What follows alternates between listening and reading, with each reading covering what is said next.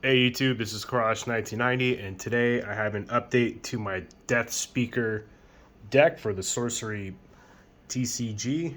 And yeah, I've updated this deck a little bit. I've purchased some cards online. I've kind of tweaked the deck around a little bit, kind of messing around with the attribute layout, along with just like the main deck cards, adding in some new Genesis type cards. And yeah, it's been doing really well. So I wanted to do an update to the video I had before, just like I did for my Pathfinder. So we'll get into it. So again, I'll go over what Deathspeaker does. It does what most avatars do, which is tap to either play or draw sight. And then the whole thing with Deathspeaker is that you can cast a dead minion once a turn for 0 if you're on death's door, and like whatever you cast a dead minion this way, you immediately banish it. So things with Genesis trigger off of this. That's kind of the whole point. You have a bunch of the whole deck is filled with Genesis cards. When they come in, they do their Genesis and they do the thing, and then they die. He brings them out for like a one-time bonus effect, and then they immediately go away. So you can't like attack them or anything, but you get that extra added value off of anything with Genesis. So that's kind of what he does. Go over the Atlas deck. I've gotten quite a few cards in here. I've also changed the Atlas deck quite a bit. So I added in a like roadblock strategy to this deck. I'll explain what that is once I get to the sites. But I think one of the most important sites for this deck is Boneyard.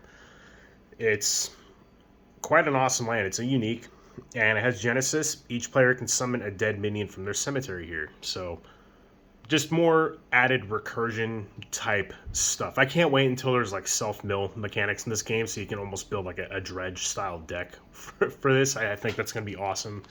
I wonder if they'll do that, or if they're going to be kind of selective on how they do that. Either way, I think this site is very much a necessity for the deck. And then here, along with these, is what I'm talking about. Oh, I guess, and Sinkle as well, is what I'm talking about for the roadblock strategy. There's also some, there's another cool combo you can do with the Bottomless Pit. But Great Wall, just like the other land, it doesn't add any attributes, and it's unique. But enemy ground minions cannot move through this site's top border.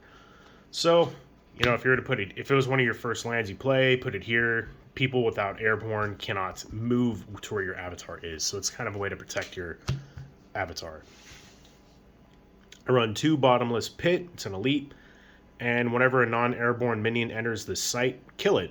And I'll explain a little combo with this in this deck. And it uses my favorite card in this game, actually.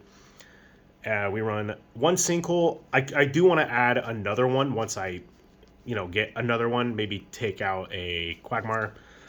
But Sinkhole does exactly what you think it does. You can sacrifice it to destroy a nearby site. So it kind of gets rid of your opponent's utility sites, but also getting rid of their presence near you. And then we play 2 Crossroads, an elite. This is one of my favorite sites in the game. I think going forward, this card's going to be very key for decks. And it has Genesis. Look at the top 4 sites.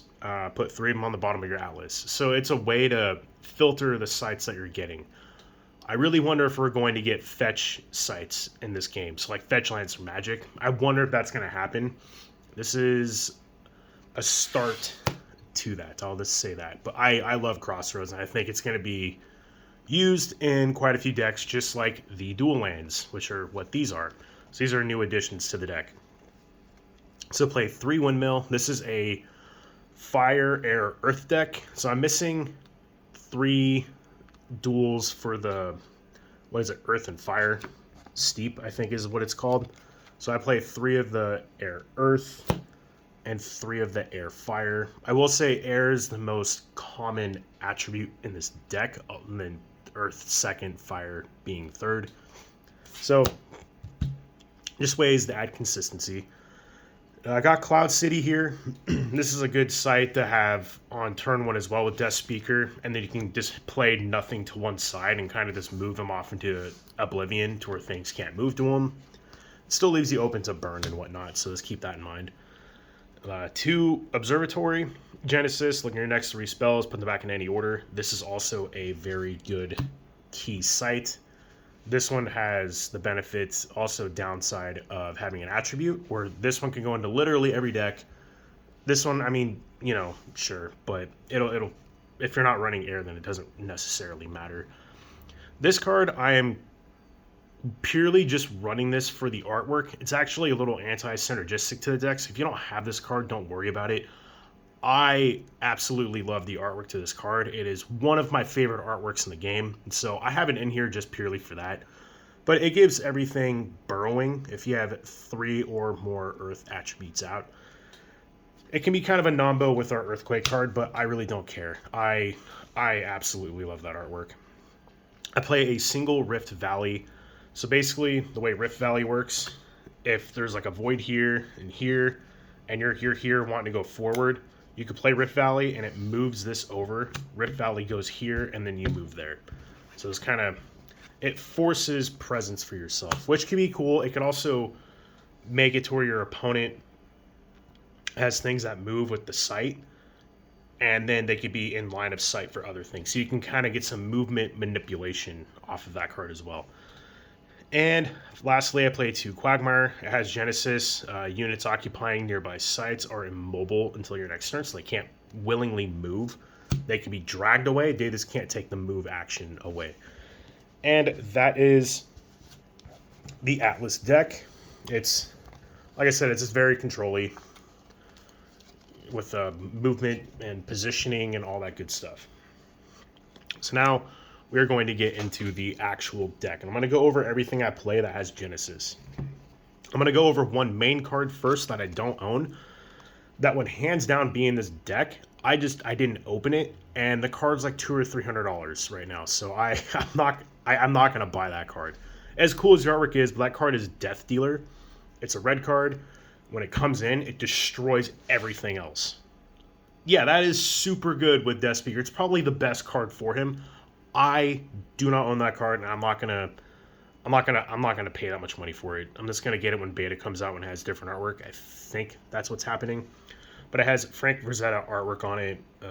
Super famous artist, and it's you know, they have his artworks in this set as like a Kickstarter alpha thing only. So hopefully they just bring it back with different artwork. Anyway, for the ones that I am playing, we have quite a few in here. There's a lot of card advantage, and then there's removal. So Ratanus Titan cost a lot, but yeah, Genesis, strike every unit here. So it only works if your opponent is on your sites, but when they do get to your sites, you just completely obliterate them. If they finally deal with this card, which they need to, you can just play it again with Deathspeaker, strike everything, and then he goes away. Card's really good. A card that I talked about in my previous video that I said I wasn't playing because I thought it was too much. Well, I was completely wrong. This card's insane in here. Just being able to draw 3 spells is so much gas. That is like drawing a fresh opening hand with this guy. Plus, being a spellcaster, it's good with some of our air spells that we have.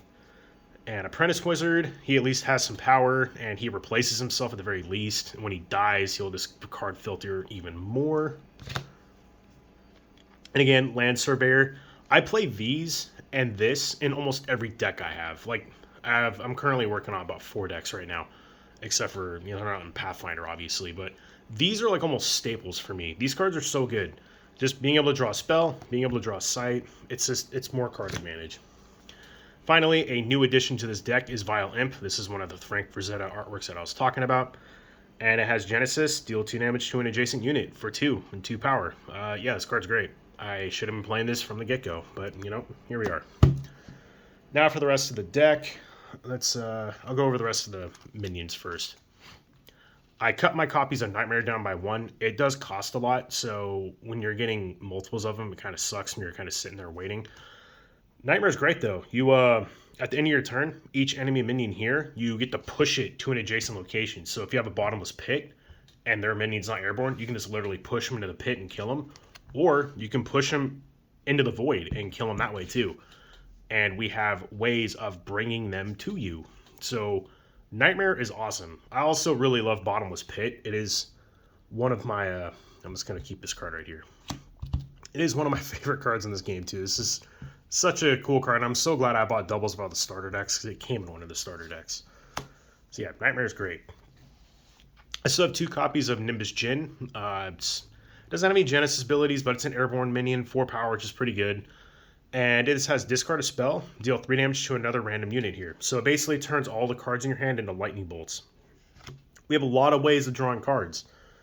At least with these ones, doesn't count with those. But with this card basically is pay 6, draw 3, and with this out, it's deal 9 damage. Yeah, it's pretty good. This is like your way of killing big, beefier units. I might swap these out for the Riddle Sphinx later, which is a card that has Genesis of, like, look at the top card of your deck, put it on the top or bottom, and then your opponent has you draw the bottom card of your deck. So, anyway, let's get into Pudge Butcher. This card is my favorite minion in this game. It is probably my favorite card just in general in this game for both the looks. It's very Dark Souls-esque, which I do love that game series as I hit the camera. And its ability is amazing. 5 power is nothing to laugh at, especially when it only costs 4. Now, I'm going to explain how this works with Bottomless Pit. I had a lot of conversations with people about how if this works, and I've had multiple people tell me it does, people who are like admins in the Facebook groups and stuff, and same with Discord. So, yeah, it's a dude with immobile, and it has tap, shoot a projectile. If it hits a unit, drag it to this location. Pudge may fight it. So let's say this is here. You have Pudge down here. They have a unit up here. You do the thing, tap, shoot it, it drags. So when something drags, it technically enters every site that it's dragged into. So if you drag them in the Bottomless Pit, it'll just kill them in Bottomless Pit and then it's done. So again, this combos with Nightmare. We have that one location, Rift Valley, that can like move stuff. So you can like move this to where you like need to or whatever. Or you can move them in line of this and then shoot and hook them straight into the hole. Yeah, this is some of the funnest interactions I've had in a card game in a very long time. And I play cards in here to use this guy to his full advantage. Like Teleport. If they're not playing things in Pudge Butcher's threat range, move Pudge Butcher into a new threat range. And I really try to just drag things into the pit, even though this guy will probably kill anything he fights, but that is a cool little combo in this deck, and it is hilarious when it works. And then finally, a new addition to the deck is Reoccurring Spectre. It doesn't really look like much, but the long-term advantage that this, or like long game advantage that this card offers is pretty fantastic. 2 cost, 1 power is not that great. Can't defend, pretty terrible. It can always be cast from your cemetery, so it kind of fits the whole theme of making our cemetery into a viable resource. And ideally, what you want to do with this card is keep it in a threat range of Pudge Butcher and just have it sit there and attack your opponent's location over and over and over again. And if they deal with it, you replay it, move it back over, and attack the location again. Basically, think of this thing like bait, and here's your hook and line right here. And if they ever try to move in to deal with this thing, you just Pudge Butcher them in and kill them that way. It's pretty self-explanatory. It's kind of a bait card. If your opponent goes for it, that's probably because they're desperate for it. And if they waste a burn spell on it, yeah, just replay it. This card's great. I think this card is deceptively good. It doesn't really look like much on the surface. I think there's some longevity to that card for sure. Now we'll go over the non-minion part of this deck. I run 2 Devil's Egg. At the end of each turn, the controller, and it's each turn, so yours and your opponent's, the controller of Devil Egg's site loses a life. So put this on something, drag it to your opponent's location, and leave it. And yeah, they're just going to be taking damage. They're going to have to deal with this. Again, put it in threat range of Pudge Butcher when they go to pick it up, hook them in, kill them, and then just throw it right back over to them. So, card's great. I cut down my copies of Craterize to fit some other cards in here. Craterize is a big finisher. You discard a site, which will always have extra sites with these dudes up here. And you blow up a location, and the location that you blow up, it does this damage grid right here, which will pretty much just wipe the whole board. Next, I run 2 Earthquake. This card is also deceptively good. It does cost quite a bit at 5. Not as much as Craterize at 8, but when you play Craterize, the game's probably just over. This card, though, all sites within a 2x2 radius, you get to rearrange them however you want. So moving your opponent's locations away from you, rearranging yours, moving your bottomless pits into a new threat range, moving Pudge Butcher into a new threat range, a hook, line, and drag things into the pit. Yeah, this card fits like the theme of what we're doing. Though keep in mind it does bury everything and all the artifacts there too. But we do have a location to play our burrow things or whatever. But if they deal with Pudge Butcher, rearrange locations, drop a new Pudge Butcher down, drag things into the new, to the new threat ranges. This is kind of keeps your opponent on their tippy toes, kind of having them rethink their site deck and their location kind of theme and strategy. And finally, it's mainly just burn and then the teleports. So Chain Lightning is a good burn card. Lightning Bolt is very good. Chain Lightning basically does 2 to something, and you can pay 2 to copy it to something that's nearby. Yeah. And you can keep doing that over and over and over again until there's no units nearby or until you choose to stop paying. Good for like weenie rush decks, like the little soldier dudes. And then Lightning Bolt is just a 2 cost, deal 3 damage to a random unit at target location. You don't need a spellcaster to do this. You need a spellcaster to play, but it'll always be your avatar. But it's not nearby or adjacent, so this kind of just threats anything everywhere. And then finally, Teleport. Teleport's a great card. Blink is really good too, but Blink only moves something to a nearby location, but it draws you a card. I chose this one, Teleport, because I want to put my Pudge Butcher anywhere and everywhere, and I want that thing flying all over the board, hook line sinking everything. So that is why I have Teleport in here. And that is my Deathspeaker deck tech, like update deck tech.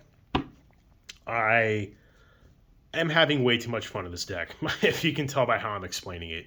This deck is so much fun to play. Again, I built this deck with like Pudge Butcher in mind before even building, things with Genesis, and luckily it all kind of works out pretty well. There's a lot of good Genesis cards in this game. I have all of them, except for the Death Dealer on the side, and I've been kind of testing them. This is the range of Genesis cards that do the most work for me. Just a lot of card filtering and then removal. It's a very mid-rangey deck, and it has a good site control, like kind of a plan, with some good late game finishers like Crater Eyes and Nimbus Djinn and especially Nightmare. But anyway, if you're looking to build Deathspeaker, I would highly recommend sticking in these 3 colors. It is quite fun, and it is actually very good too. And like I said, these are all decks built out of a single box and then 2 boxes of starter decks, and then this me slowly picking up singles. So I am working with a very limited card pool, along with just a limited budget for the most part. So, my sorcery stuff has been doing a lot better than anything else on my channel, which I'm not really too surprised by. I kind of figured as much. But I appreciate all the new subscribers that I have, and hopefully you enjoy all the content that I am putting out for this game. I have a Battle Mage deck that I'm working on that I'll have a video for probably within the next week or 2. So stay looking out for that one. And yeah, just make sure to like, comment, subscribe. I appreciate all of you, and I'll catch you all next time.